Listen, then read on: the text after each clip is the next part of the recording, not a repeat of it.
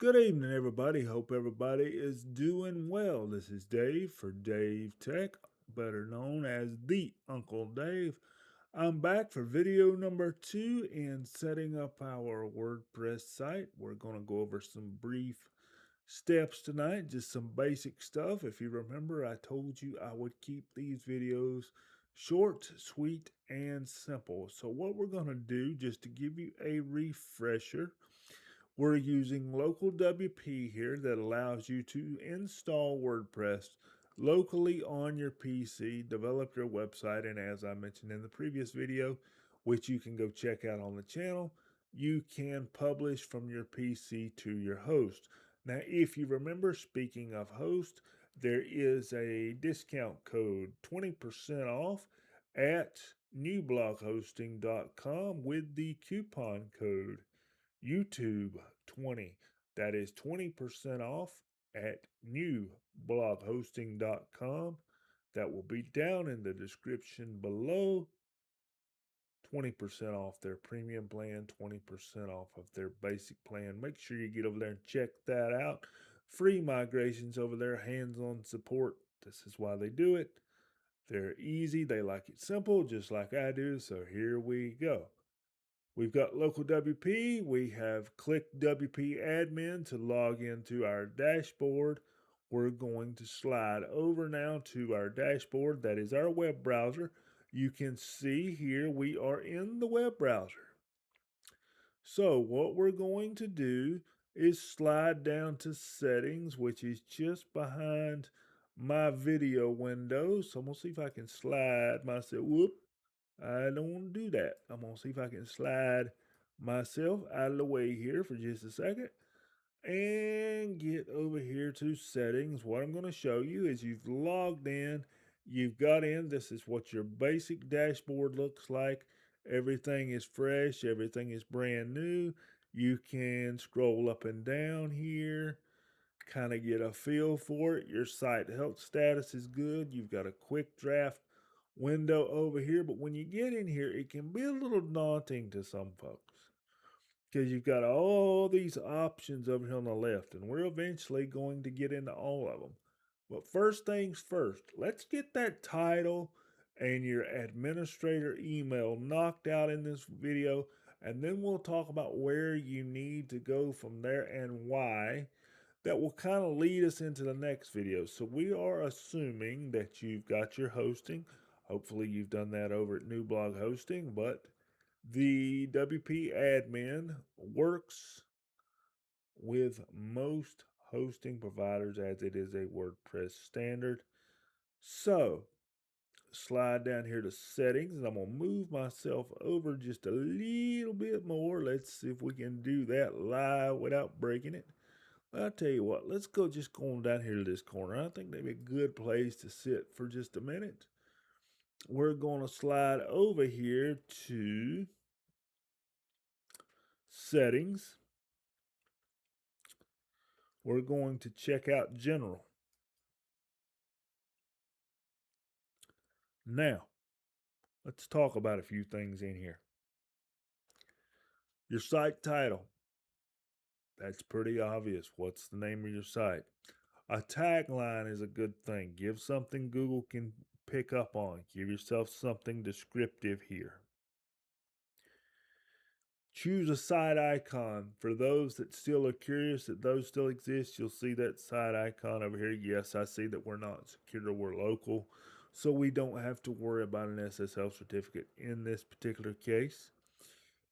Make sure you leave these two items alone in most cases. You will absolutely break your site by changing the WordPress address URL and the site address URL. Again, we'll get into stuff like that later. Set up your website admin email. Make sure you set that up here. That's where all your notifications go, where all your comment notifications will be. That's where you'll find all your forms that you'll set up later, and we'll talk about all that as well. Your date format, if you prefer anything different, make sure you set up your time zone, your site language, and your new user roles. I will show you how to turn off users later and possibly why you may or may not want a user. So, that is everything that is in the general settings. I will throw in one caveat here. In the administrator email, if you're using something like Google Workspace or Office 365, in some cases you will need to get a bridge to go from your WordPress site to that email address for your WordPress notifications. You would use a plugin called WP SMTP or some type of SMT plugin in that case. We will talk about those later. So if you set this up and it doesn't work, make sure you get an SMTP plugin. One thing I left out, make sure you do not check that anyone can register. You'll get spam botted to death here. Do not do this unless you're running a WooCommerce site. Again, you would want people signing in for orders, etc. We will talk about that later. But this is your general settings, your date, your time format that you prefer, when your week starts. When do you want WordPress to tell you what next week it is? Come down here and click save, and you will find that your settings saved, and that's done. Now, one more thing that's part of just good old fashioned taking care of business is your permalinks. Come down here under settings, click permalinks. Now, you've got an example here as to what your URLs will look like. So if you have a post, the plain would be your domain name /p equals 123. Date and name, that will be the date that it's posted. Month and name, self-explanatory, the month that it's posted. The numeric value of the post, if it's the 21st post or the 20th post. And then good old post name. That's what you want to choose in most cases.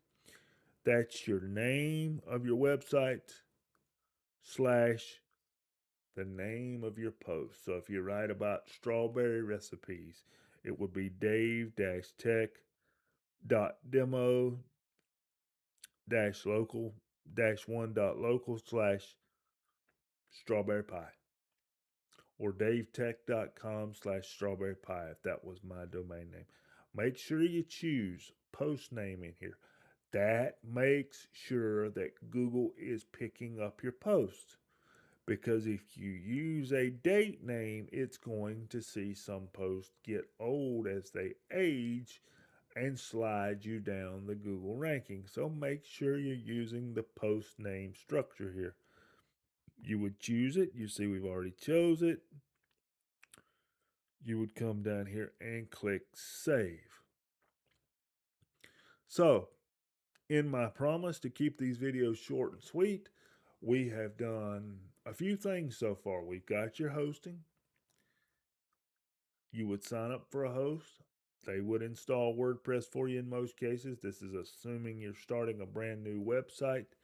We have set up your admin email in settings, and we have set up your permalinks. Now, next video, we'll talk about some plugins that you're going to need.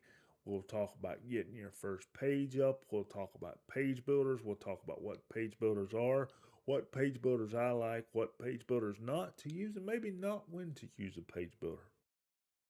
Though page builders are popular in the hosting industry right now, there's several good web page builders out there. So we're going to stop here. We might even talk about some good safety practices in the next video, because by the time you get this far on a website, you're thinking about what you've done. You're thinking about how much work it took you to get here. So we want to make sure you're doing it safely. Again, this is Dave, keeping these as short as possible. If you've enjoyed this video, got any suggestions, please leave a comment below. Like and subscribe would be greatly appreciated. Share with your friends while we're getting this kicked off. Again, that coupon code YouTube20, ublockhosting.com. If you've got an existing website, they will help you out over there, help you get it moved in, usually with no charge with a new account. And if you need to start a new website and want to try out these tutorials, that's a good place to do it as well. So, this is Dave. WordPress video number 2. We've done permalinks, settings, and email. Jump in. We'll see you next time, folks. Got any questions? Leave it below. Take care, everybody. Have a good day. Bye bye.